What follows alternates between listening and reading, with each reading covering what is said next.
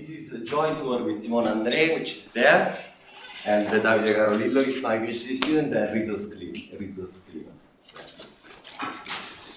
So,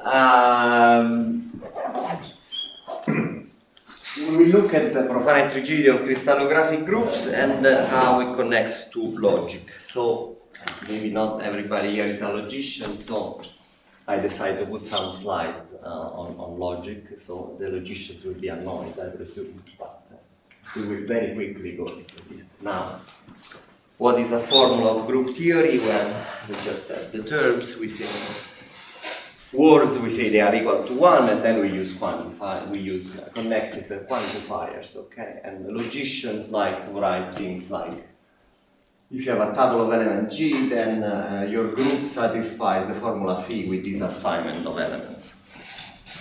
So that's what we like to write. And this will be relevant only later, but we also talk about types. And here the types of a table of element in G is just all the formulas that are satisfied here. I don't use parameters, I don't need them here. Okay. Now, well, you can say some things, many things you cannot say, some things you can surprisingly say by deep results. Surely you can define what's in the center. Okay, so this is a definable set. You can say I am abelian, this is example 2. You can say, I don't know, I have 2 elements of order 2 that are not the identity. You can even say there are at most 3 conjugacy classes of involution. So these are very basic things you can say. And now, given 2 groups, we really care about this equivalence relation, that is having the same first order theory. So we say that A and B are elementary equivalent, written in this way, as Martin asked. If for every formula a sentence phi, we have that A satisfies phi if and only if B does. Now, so for example, a very basic question is Z the elementary equivalent to Z2? Well, the answer is rather easy, but the reason why it's easy is actually interesting and is crucial for this talk because it has to do with quotients. So of course you can say that G modulo 2G has a certain size. If it's fine, for example, you can say it is at most 2. And so this will be true of Z, but not of Z2. And you say it with that simple formula. But once again, the reason lies deeper about this using the quotients. And we will see that's actually the whole point of this talk to some extent. So similarly, all the 3 abelian groups have a different theory. And this is something very well known. On the other hand, if you pass to the free group, then as we all know and we listen, you enter a very difficult territory. Of course, if you have 1 generator, then you are abelian and 2 you are not. So of course those have a different theory. But then you say, okay, take M and M. There are at least 2, and 1 is different than the other. Are they elementary equivalent, the free groups? So you see, for Z we did it, for Zn, what about the free groups? Now, as was mentioned already several times, this was a question of Tasky and was asked independently by Sela and by Karlampovich and Miasnikov in 2006. And actually this inspired a lot of results and a lot of new ideas and techniques and connection to geometric group theory, and we saw many of them here. Now, the point is, though, but what does this have to do with profinite rigidity, which is, I didn't define it, I will, but it's a completely a priori different subject. But still, we will see it's related to first order rigidity and these problems of elementary equivalence, that's why I'm talking about this. And it makes sense to me also to explain why I arrived to this, because it was certainly my first interest, although now I'm very interested. So I quickly tell you how I arrived to this, and that this has to do with Coxeter groups. And studying these problems of elementary equivalence on Coxeter groups.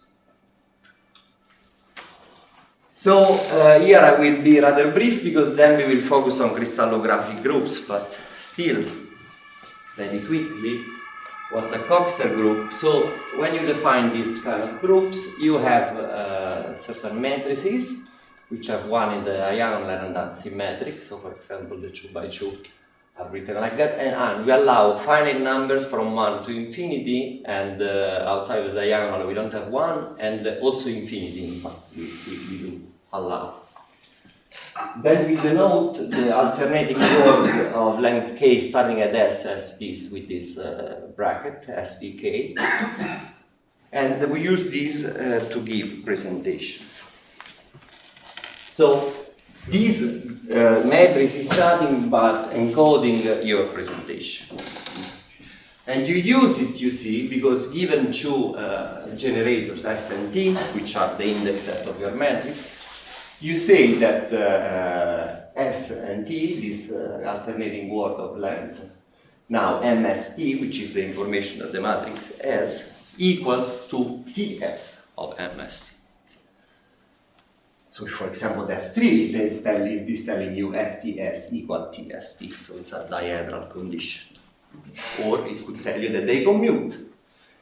And in fact, so if this is true, this MST, then it is what Monse was telling this morning, although she was considering the Artin case, which I mentioned here, because when you talk about Coxeter groups, you ask that all the generators are involutions, while and this is a Coxeter group of type this specific matrix, and when you don't require this, you get what's called an Artin group. Now, if in the matrix you only have 2 and infinity, is what Monse mentioned this morning. I mean, if the factor groups are Z. Now, given a matrix, actually you often encode it with a graph, and to start with, even with a complete graph, so we put all edges and we put these labels that come from the matrix. Now here the literature splits. There is people who follow Bourbaki and people who follow another tradition. Now here we follow Bourbaki, so we forget the edges labeled 2, so we don't write them. We just choose to do so. And here we don't put a 3. So it's just a convention. The information is the same, the model of knowing the convention. But what's important is also to know that under this convention, then an irreducible system is a graph that is connected. This just means that your group doesn't split as a direct product. And so often many things are reduced to, on Coxeter group, to the study of the irreducible components, to some extent also the model theory. But anyway, the point is that once you when you want to classify Coxeter groups, oftentimes you want to classify the irreducible ones. And for example, these are called the affine irreducible Coxeter system. And these are the only irreducible abelian bifinite, but not finite, Coxeter groups, which are irreducible. And they have been classified. This is very old, and there are these infinite families, and then there are some sporadic examples. So these kind of diagrams you also see, because they appear in Lie theory, they are famous. I mean, they appear in several classes of mathematics, and in the affine case, so these are, all right? So all the affine groups are just direct products of these kind of groups. Now,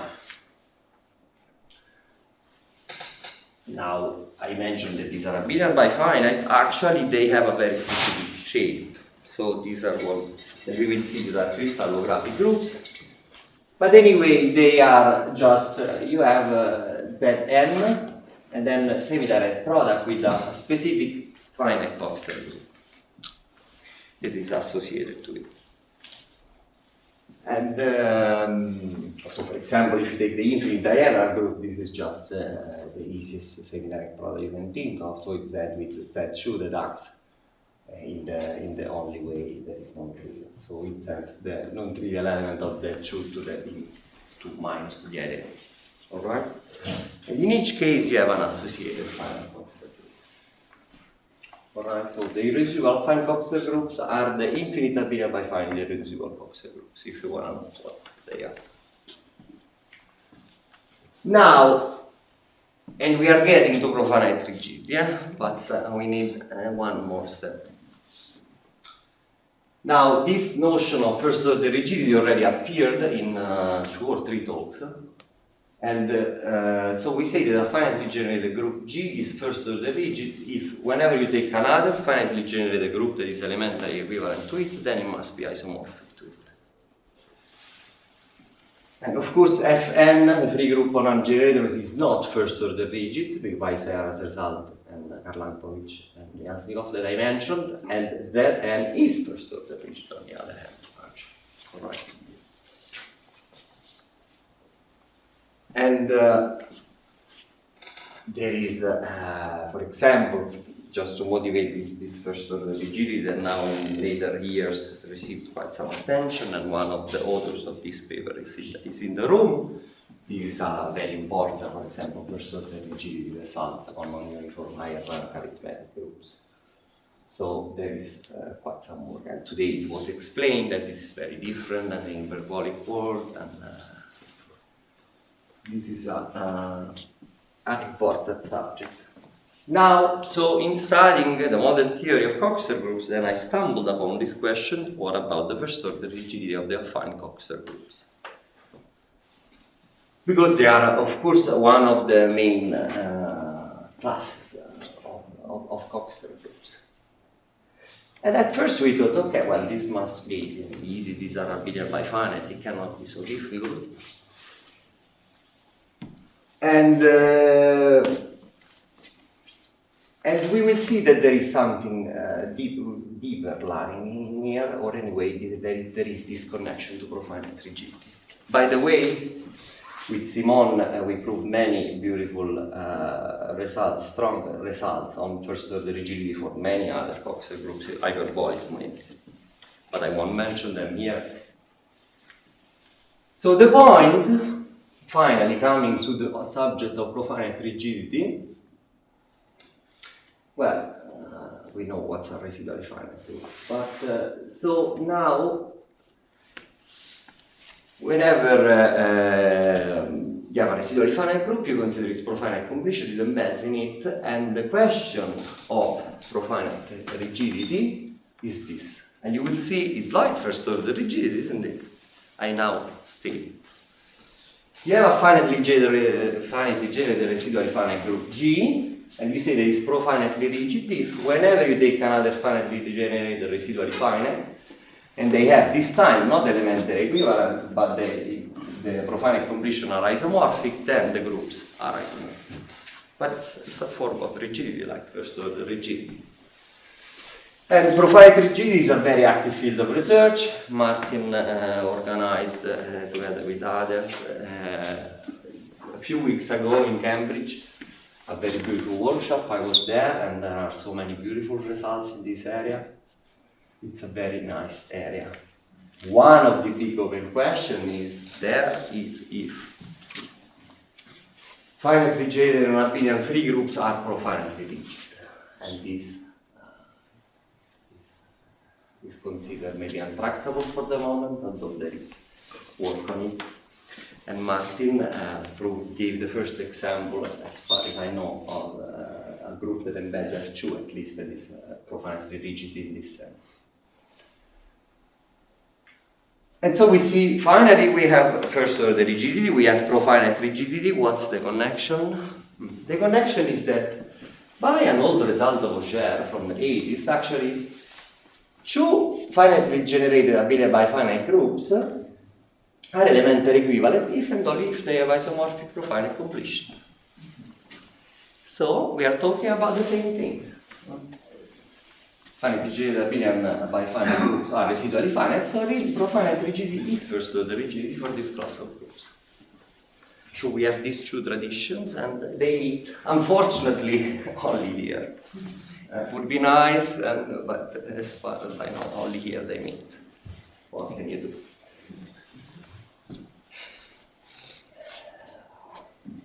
I can even motivate why they meet only here, at least in the polycyclic bifinite world they meet only here for sure.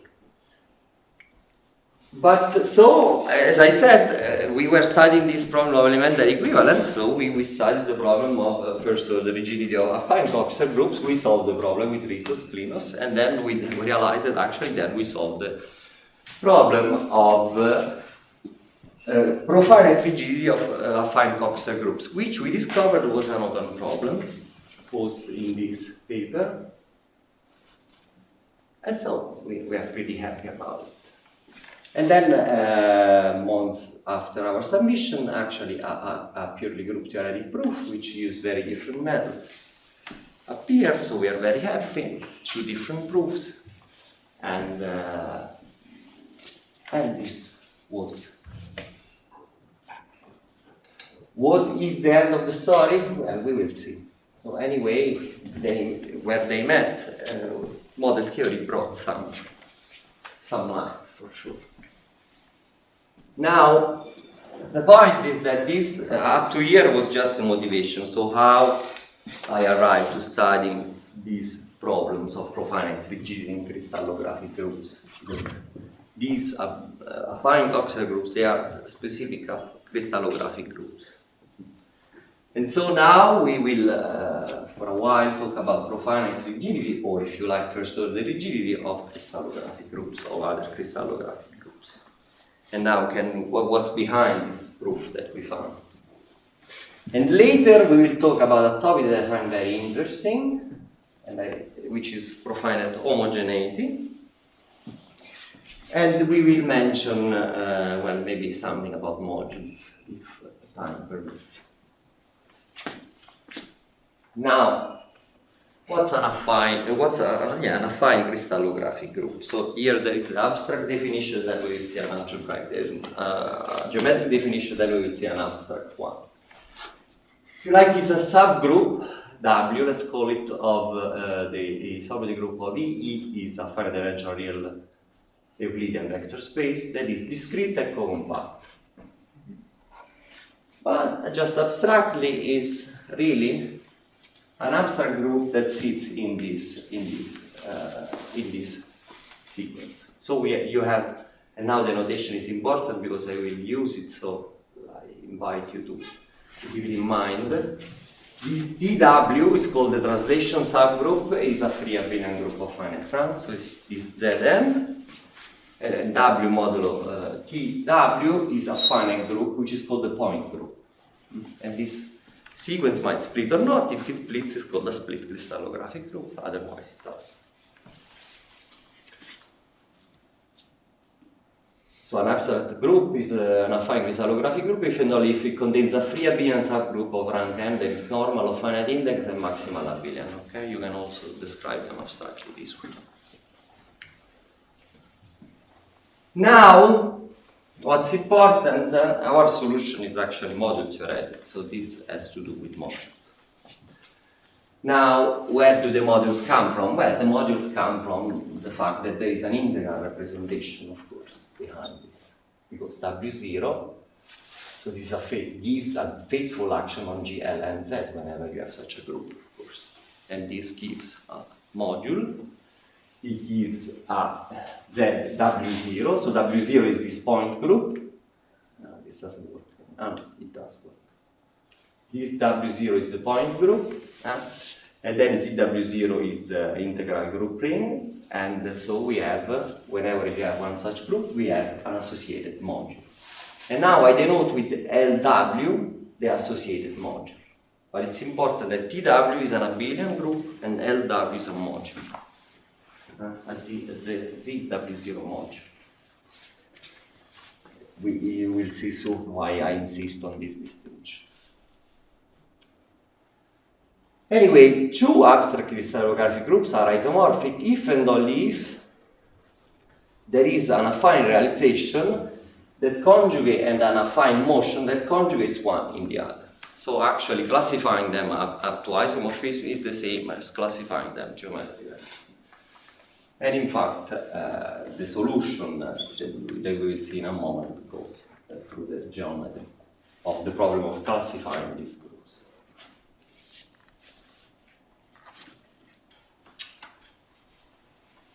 Anyway, now we come to the model theory side of the story and to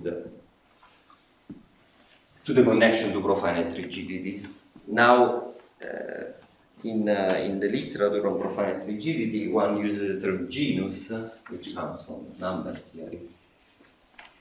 And so two ZW0 modules and L prime are said to belong to the same genus if they have the same quotient. So, as written there, like if you take a number prime, P, and then K, you have the L modulo K to the L is isomorphic to the corresponding quotient.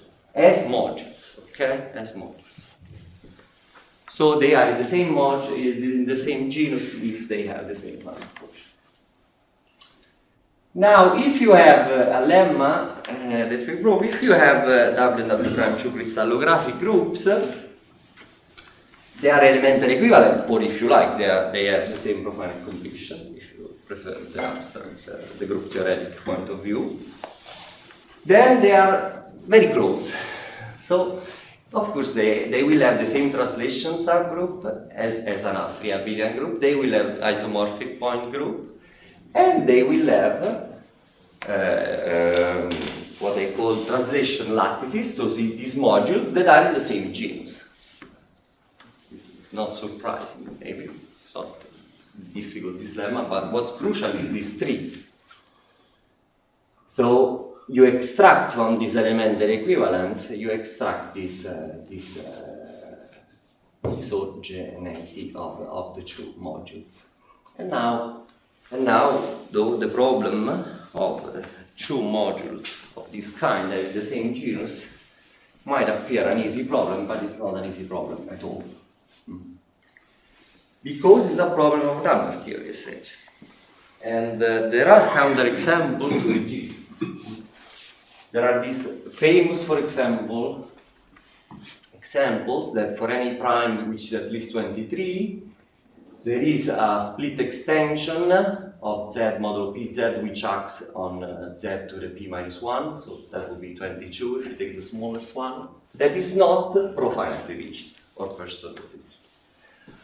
There are many other examples, many other things are known, and I will show you in a moment a major reference on this, but just to tell you that it's not like, oh, okay, they all are, or something like that. Actually, the situation is more complicated and more interesting because there are examples in which you have groups that are non-split, which are in the same genus. They are not isomorphic, but they have isomorphic translation lattices. So as modules they are isomorphic, but they are elementary equivalent, but they are not isomorphic as groups. So the situation is really not that simple. First of all, because there is the genus problem for modules or for integral representations. Integral representation they are the same thing. And then there is also the non-split problem. So you see, we have two layers of complications. This is group theoretic, we might say. This is purely number theoretic and module theoretic. And so, in fact, for example, if you are interested in the first part, in the genus part, there are entire chapters on this with very beautiful results and characterization and very interesting material. So now, you see, now we look at these, the affine Coxeter group with a more, let's say, mature informative perspective as certain very specific crystallographic groups. They are very specific because they are split, as I showed. The associated integral representation is absolutely reducible, which we will define and we will comment. And actually they arise from a root system in the sense of this theory. So the point of this other paper that I'm presenting with my PhD student Davide Carolillo is how much these methods that led to this solution could be pushed to say something about profinite rigidity of crystallography. So, well, now absolute irreducibility Module theoretically, it just means that it's a simple structure. So, or let's put it this way. First, let's define what's an irreducible module. It just means that there's only trivial submodules. And then we say that it's absolutely irreducible even if you extend your field K, field extension of Q, then it stays irreducible. So implicitly here, actually this L is an integral representation, but we can of course think of it as a rational representation, not just integral matrices are rational matrices. And then, or if you like, take the tensor product. And so you can ask not only that it's irreducible in Q, but to any field extension, or if you like, in the complex number. When you tensor with the complex, it stays irreducible. So then you do say that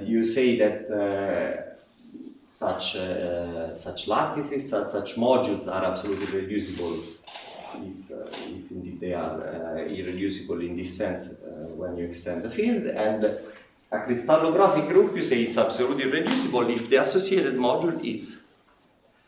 So this LW that you get, this module that you get, if it's absolutely reducible or not, you can ask.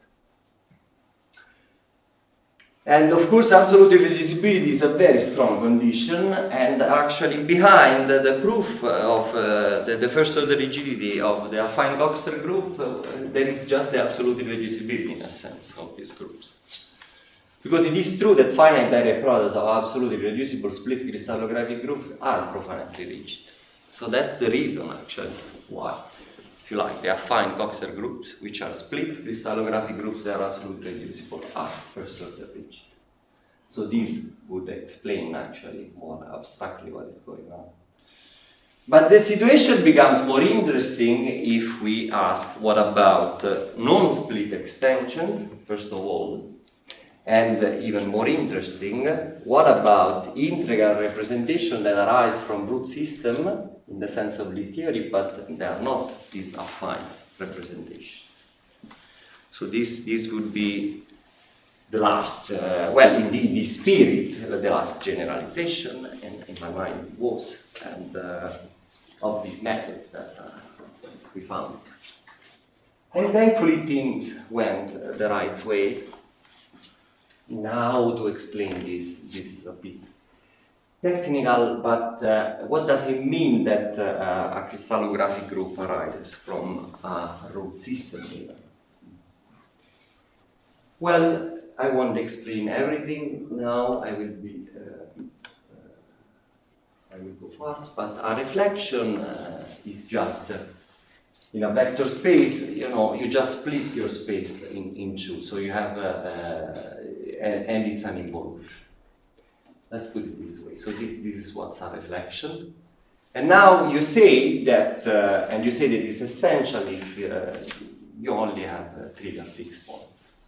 So then you can say that a crystallographic group arises from a root system if it has a realization such that this point group, which now will be, you know, we will live in the orthogonal group, is generated by reflection in this geometric sense, and is essential in this sense that does only trivial fixed points. So this is what it means that it arises from a root system. And the affine Coxeter groups of the expert, of course, arise in this way. That's the reason that they come up with geometry, and that's how they are classified.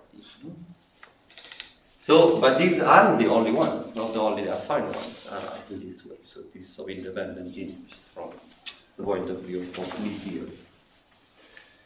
And thankfully there is a very beautiful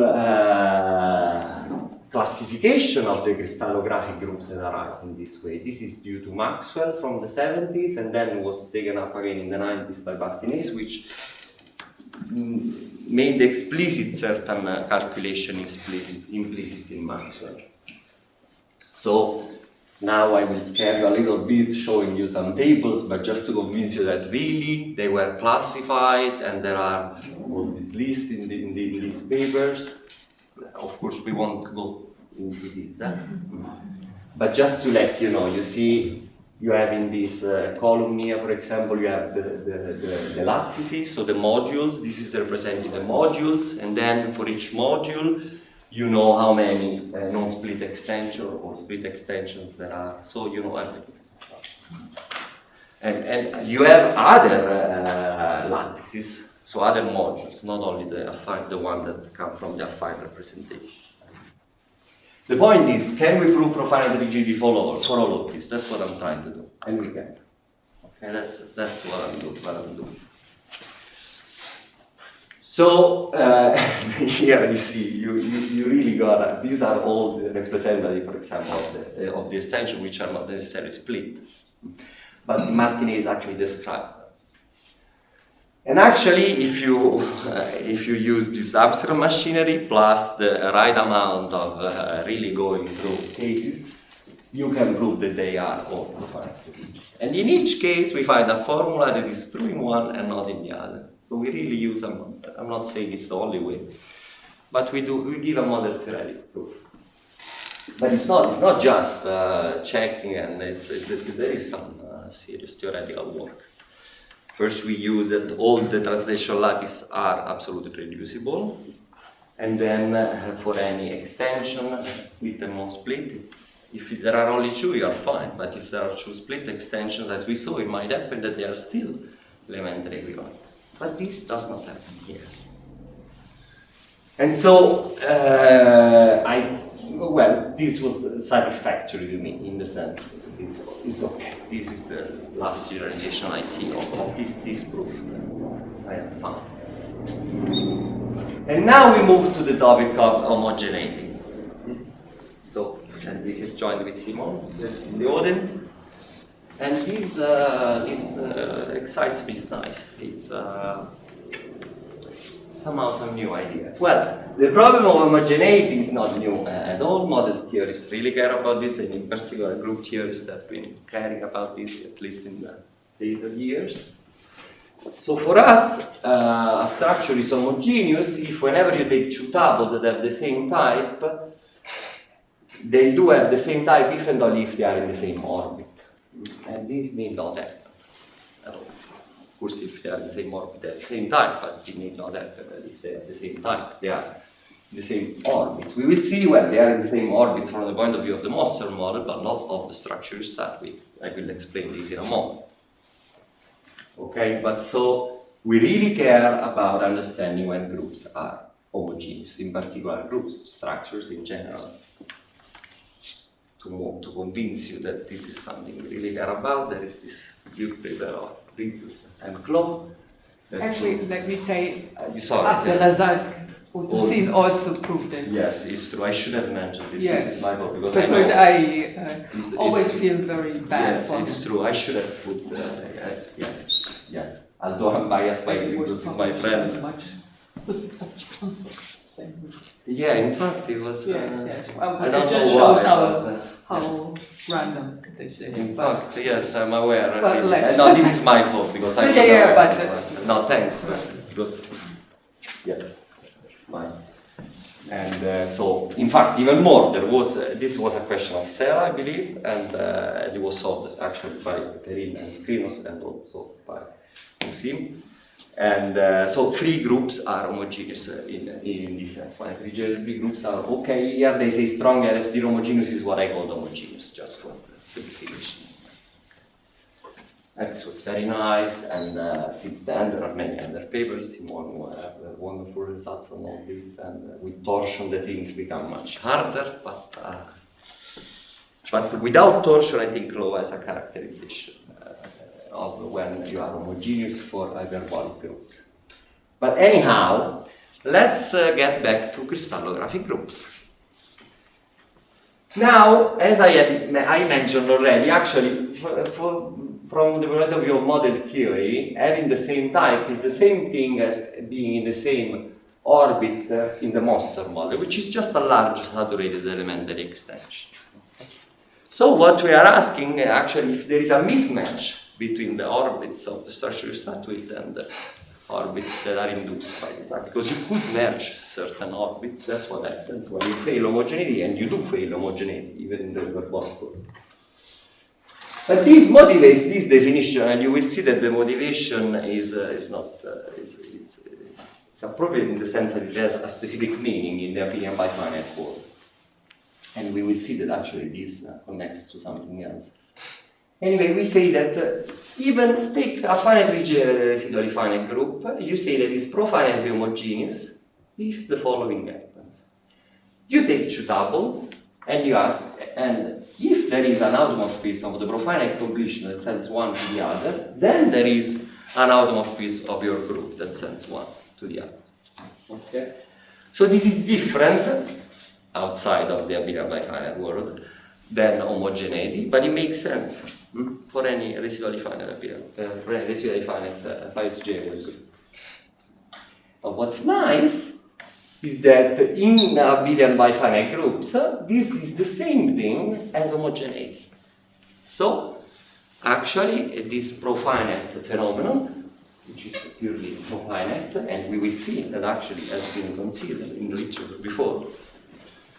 This I discovered when I went to Cambridge to Martin workshop, because I didn't know. We will see in a moment. Anyway, what's very nice is that a finitely generated affine bifinite group is homogeneous if and only if it's profinitely homogeneous.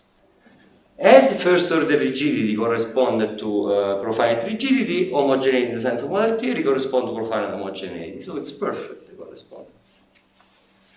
And actually, with Simon, we proved that affine Coxeter group, hyperbolic even Coxeter groups, hyperbolic one-handed groups are homogeneous and other results. So, as just a profinite corollary, we have that affine Coxeter groups are profinitely homogeneous. And in our paper on the subject, okay, so we will go this later. Now, let me explain this for a moment. That we discovered that this was actually connected to something else considered in the literature. Because in our paper, very naively, maybe we ask, are finite rigidity free groups profinitely homogeneous in this sense? And we didn't know at the time anything about it. But we discovered that actually this is a very hard open problem in the area. And for example, I discovered that there is this paper in JAMS that proves that primitive elements, for example, are profinitely rigid in this sense. So whenever you have an automorphism of the profinite completion sends one to the other, then actually there is an automorphism. And it's open if for any group element in the free group this happens. But the question makes sense for any finitely generated residually finite group, and very little appears to be known, so this gives maybe more relevance to these results. That, for example, the affine Coxeter groups. Of course, the affine bifinite groups are different, but they aren't easy. In fact, and here I come back, if you take, we also do this in the paper, if you take two groups which are in the same genus but they are not isomorphic, so it means that they have the same profinite completion, then actually one can show that the direct product is not homogeneous. So it's not profinitely homogeneous, if you like, or not homogeneous, they have the same thing. So there is an automorphism of the profinite completion that induces an orbit which was in there. And so the situation is complicated. This we think it's not an easy problem to understand exactly when we have profinite homogeneity. We have promising partial results, but for example, we don't know if, for example, the groups are profinitely rigid, do we have homogeneity? Of course, our example failed profinite homogeneity. And even if it's, let's say split or not, if it's irreducible, so in the sense of Q, is it homogeneous? We don't. But we do know quite a lot. If it's irreducible and split, for example, we know that the non-homogeneity has to come from the torsion, so from tuples that generate a finite subgroup. And in fact, the counterexample comes from the torsion, this counterexample. So this is very delicate. The translation subgroup is as tuples that are type determined. Anyway, this comes maybe a little technical, but it shows that this phenomenon of profinite homogeneity is not such an easy thing. And so it was nice to find a proof, a model theoretic proof, because it's very model theoretic, our proof. Huh? We don't know, I think, profinite proof that the affine Coxeter groups are homogeneous. Well, for profinite rigidity we know by the other set of authors, but in this case we don't. Okay, so I mentioned this connection that I discovered very easily. Okay, so before I move to some results on Artin groups, I still have some time, I think. I still have till 50, no? 15. 15 minutes. 15 minutes, oh, well, I have a lot of time. Well, we will finish earlier. But now, so on this topic, I'm not sure I will work anymore on profinite homogeneity, see, on profinite, yes, on profinite rigidity, I'm not sure. But actually what now I'm interested in, and I started already doing with Ivo Herzog, which is a famous model theory modules, is actually to develop a general theory that studies the genus problem for finitely presented modules. Because that's the point. The point is modules in this. And also here I discovered actually in the Profinite workshop that there are connections. This already started, but not from a model theoretic perspective, from an algebraic perspective. But the model theoretic perspective is nice. Believe. If, for the people who know, if the projective envelopes are the profinite completion, then elementary equivalence is the same thing as having the same genus in the sense of modular theory. So this opens a lot. But even when the projective envelope isn't, it's interesting, and to compare the mismatch. And this will take years to do, but with Ivo that knows so much about model theory of modules, we started. We don't know when we will finish, but we started. He visited me in Torino for 2 weeks and we started. But what I find nice is that really, for example, in Cambridge, there was a profinite rigidity result of finitely presented module that was used to show, how was it, that certain free meta-abelian maybe groups were profinitely rigid, for example. So this could have some actual use even in the profinite rigidity community, but also from a logical perspective, I think that I might convince that this is interesting to understand this sort of profinite. This first order rigidity, if you like, for finitely presented modules. So this is what I will do in the next year, among other things. And now, okay, let's change topic because I have some minutes left, and I want to advertise some new results that maybe 2 weeks ago appeared on Archive. And this is joined with Alberto Cassella and Giovanni Paolini. Giovanni Paolini is not related to me. That's very surprising that we have the same surname and the same letter, the second name. He's in Bologna and he's an expert in Artin groups. So I mentioned that Artin groups are these groups where you have the matrix still, but you don't insist that generators are involutions. Free groups are Artin groups, right angle Artin groups, Artin groups, but there are many interesting Artin groups which are very far from the right angle. Not that the right angle is not nice, they are very nice, and the results that we heard this morning are extremely beautiful. I like that, and I've been following that kind of literature. But I thought that was interesting to look actually at other groups which are far. Now, 2 classes of groups which are really important in Artin theory are the spherical Artin group and the affine Artin groups. Now you can say, what are these?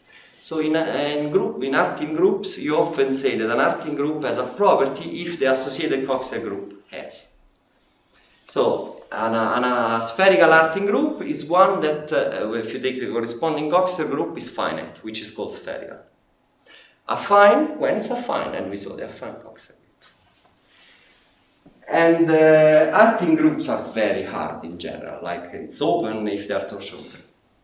You don't know things like that, or if they are certain, not the spherical and the affine. But there are some questions that you say, how could they not know? So in general, some very, very, very basic questions, even about the center error, in general. we will look here only at spherical and affine Artin groups. First, I have to define what's a simply laced matrix. Coxeter matrix is just one, it's a fancy name to say that the matrix has only 2 entries. Okay. Now, and I present 2 results on this. So if we have 2 spherical Artin groups, then they are elementary equivalent if and only if they are isomorphic. So we have this first order rigidity among the spherical Coxeter groups. Maybe I can mention, as I do have time, something was known. It was known that among the infinite classes, you could separate them, but so they have to be within these infinite classes, so not the sporadic ones, and within each class only, so you couldn't compare different classes, elements in different classes, and also only for irreducible ones. In this sense, this is nice that we just consider them uniformly. And actually, to pass to direct products, we use the notion that was mentioned of domain this morning, and that with some work allow us to actually treat direct products. So in this sense, this was satisfactory. Of course, it's not satisfactory in the end because we want to know if they are first order rigid. I will mention the open question, but still, that's this. Because these break groups are such groups. These are very important groups.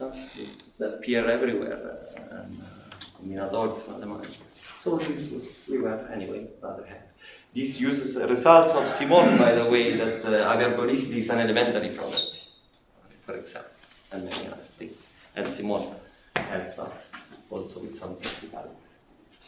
And the other result, then we say, okay, let's go in the affine world. The affine world is yet more complicated. And here we can only treat the affine group tilde AN. But in this case, we can separate these from all the other simply laced affine Artin groups. In particular, among the tilde AN, we can separate. And you can say, okay, this is a very weak result. To some extent it is, but actually the proof uses something that is not trivial at all.